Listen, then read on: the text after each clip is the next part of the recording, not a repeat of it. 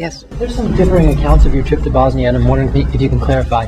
I know you recalled, ducking under sniper fire, and Sinbad, in his account, who was on the trip, he said that the most dangerous part was remembering where he was going to eat next. He's a comedian, Joe. He's a comedian. So you actually recall, hearing gunfire, and were you when we were flying into Bosnia, we had to.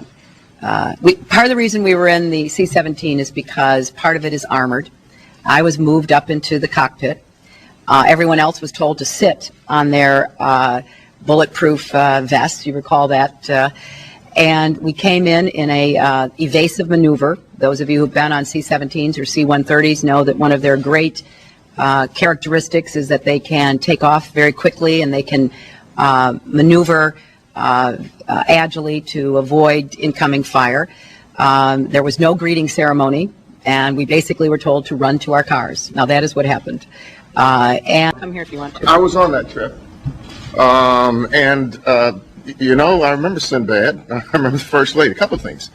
I want to say this carefully because I don't want to suggest any difference in care about the security and safety of members. The military cared about the safety of everyone. But you can understand that they would have said to the First Lady, we're not going to take any chances with you. Run, duck. This is a hot spot. This is serious.